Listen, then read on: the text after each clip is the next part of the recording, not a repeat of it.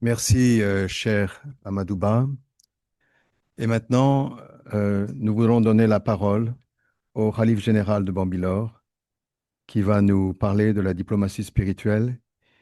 C'est quelque chose sur lequel il est vraiment une personne qui a posé un fondement mondial pour développer ce thème de la diplomatie spirituelle avec des grands leaders spirituels dans le monde, y compris le Vatican, toutes les autorités spirituelles dans le monde entier.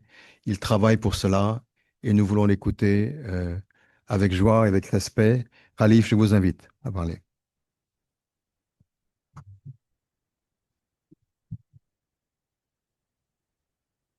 الصلاة والسلام على أشرف المرسلين سيدنا ومولانا محمد وعلى آله وصحبه أجمعين. Monsieur l'ambassadeur du Sénégal,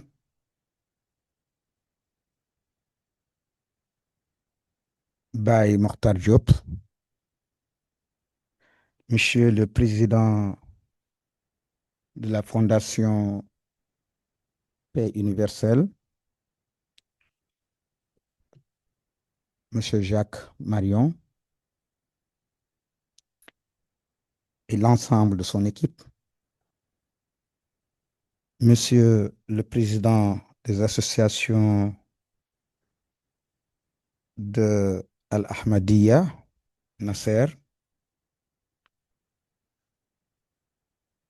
Madame la présidente des associations de la paix au Centrafrique, Sylviane Boulingo, Mesdames, Mademoiselles et Messieurs, chers invités. Avant de débuter ma communication, je souhaiterais saluer le travail remarquable réalisé par deux personnalités en France. En premier, M. Joël Broquet, qui est dans la salle, président délégué du Carrefour des acteurs sociaux, administrateur du partenariat Euro-Afrique et partenaire de l'ONG Fawzi Najati, pour son soutien et sa collaboration précieuse.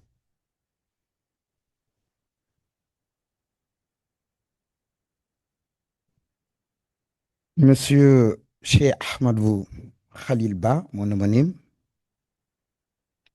président de la Commission nationale des imams de France, je salue avec respect son engagement remarquable qui fait honneur à toute la diaspora ainsi que le travail considérable qu'il accomplit au service de la cohésion et du dialogue. Je remercie également la Fédération pour la paix universelle, France, pour m'avoir permis de prendre la parole dans ce cadre prestigieux. J'adresse toute ma reconnaissance au défunt président fondateur et à son épouse, Madame Hakja Hanmoun, ainsi qu'à Jacques Marion, président exécutif, et toute son équipe. Permettez-moi de faire un clin d'œil, si je peux me permettre, à Jacques Join et Madame Beguembeng pour leur engagement et la qualité de la coordination de cet événement. Je tiens également à adresser mes salutations respectueuses à son Excellence, M. Baye Mokhtar Diop, ambassadeur de la République du Sénégal à Paris, dont la présence honore cette rencontre. Je profite de cette auguste assemblée pour adresser mes sincères remerciements à l'ambassadeur ici présent pour le soutien constant et l'accompagnement renouvelé à mon égard, ainsi qu'auprès de toute la communauté sénégalaise. Excellences, soyez-en remerciés. Ces remerciements s'adressent aussi à l'ensemble des personnalités et partenaires ici présents.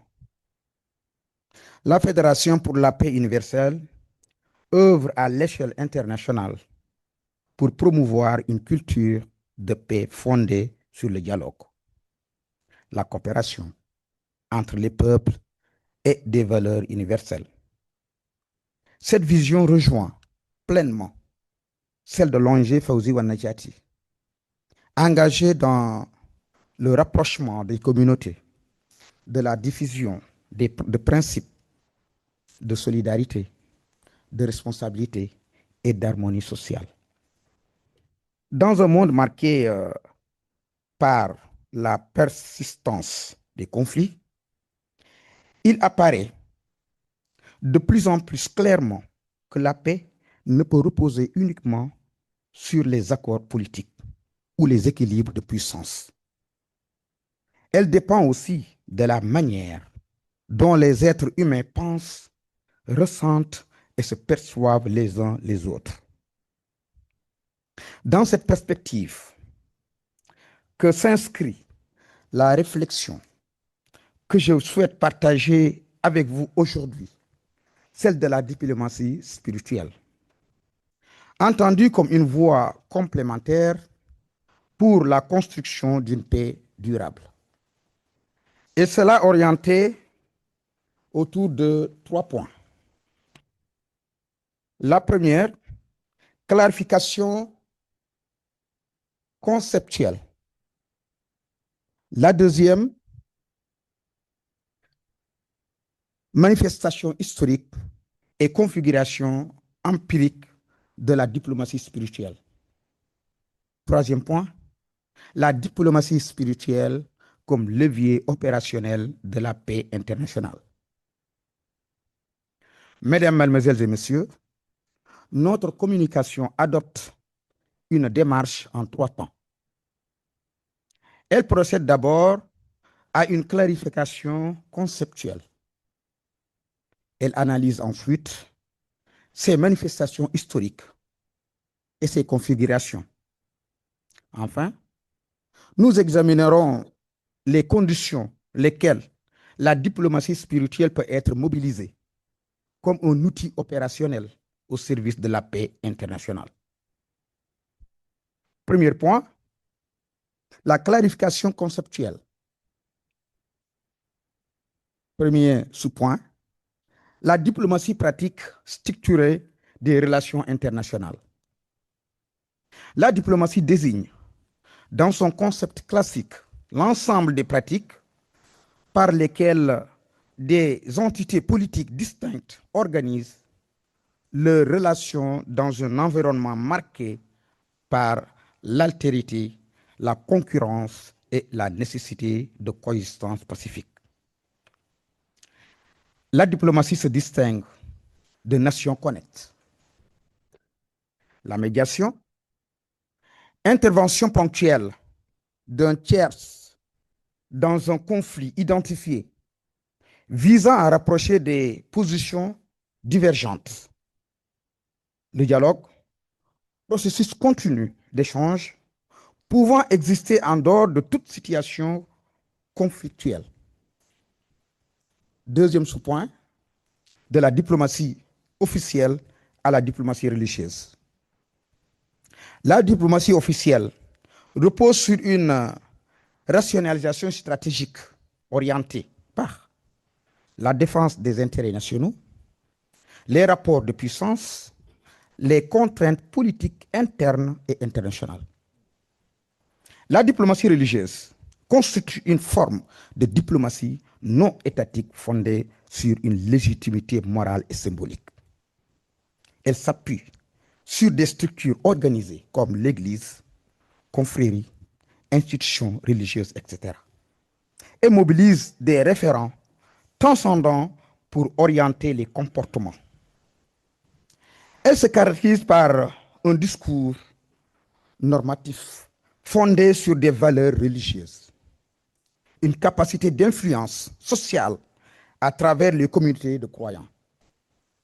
Une fonction de médiation dans des contextes de tension, parfois au-delà des cadres étatiques.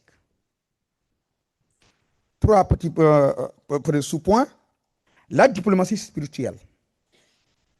La diplomatie spirituelle introduit un déplacement conceptuel plus radical. Elle ne se limite pas aux institutions ni aux doctrines religieuses, mais s'ancre dans une dimension universelle de l'expérience humaine. La conscience, la morale, l'intériorité. Contrairement aux formes précédentes, elle ne dépend pas nécessairement d'organisations formelles. Elle agit en amont des conflits au niveau des représentations et des émotions.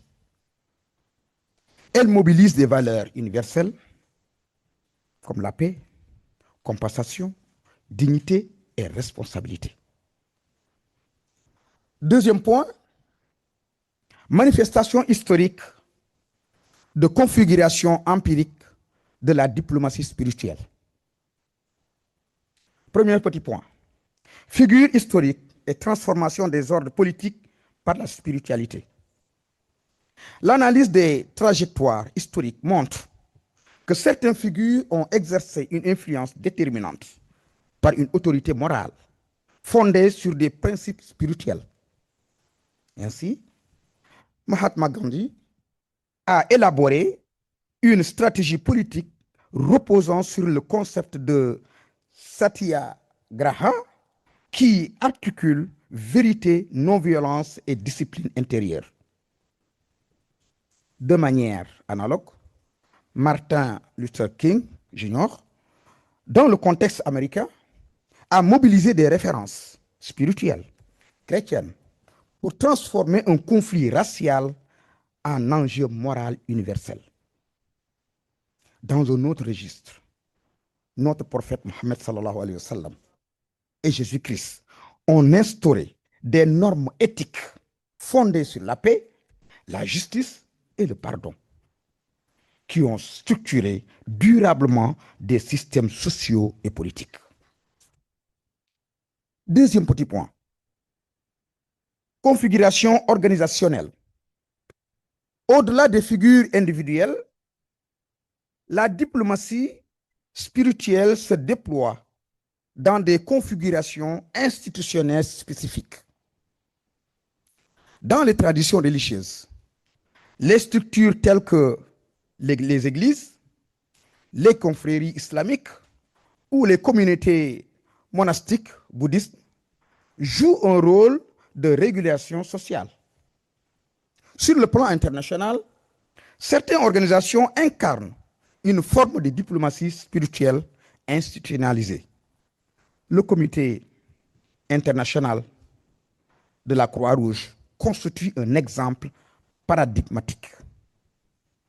Ces configurations montrent que la diplomatie spirituelle peut être institutionnalisée sans perdre sa dimension morale, à condition de rester fondée sur des principes universels. Troisième point, la diplomatie spirituelle comme levier opérationnel de la paix internationale. Premier petit point, une action en amont. Du point de vue analytique, la diplomatie spirituelle agit principalement en amont des conflits, en modifiant les conditions qui les rendent possibles. Par exemple, les programmes éducatifs intégrant les valeurs de tolérance, d'empathie et de responsabilité individuelle participent à la formation d'individus moins enclins de la confidentialité, de la conflictualité. Donc, la diplomatie spirituelle peut être comprise comme une forme de prévention structurelle des conflits, agissant sur des dispositions internes des acteurs. Deuxième petit point, une intégration progressive dans les dispositifs internationaux. Sur le plan institutionnel, L'intégration de la diplomatie spirituelle dans les mécanismes de gouvernement mondial constitue un enjeu stratégique. Leur participation au processus de dialogue permet de renforcer la légitimité des accords, de mobiliser les populations, d'introduire une dimension éthique dans les négociations. La présence des leaders spirituels dans les espaces de discussion peut également jouer un rôle de régulation symbolique en parlant des principes fondamentaux de dignité humaine et de responsabilité collective. Troisième petit point, une action en aval. La diplomatie spirituelle intervient également dans les phases post-conflit, où les enjeux ne sont plus seulement politiques, mais psychologiques et sociaux. Les processus de réconciliation nécessitent la restauration de la confiance, la reconnaissance des torts, la reconstruction des liens sociaux. Dans ce cadre, les ressources spirituelles, comme le pardon, compassion, résilience, jouent un rôle central. Elle permet de dépasser les logiques de vengeance et d'inscrire la paix dans la durée. Quatrième petit point, vers une redéfinition de la paix internationale.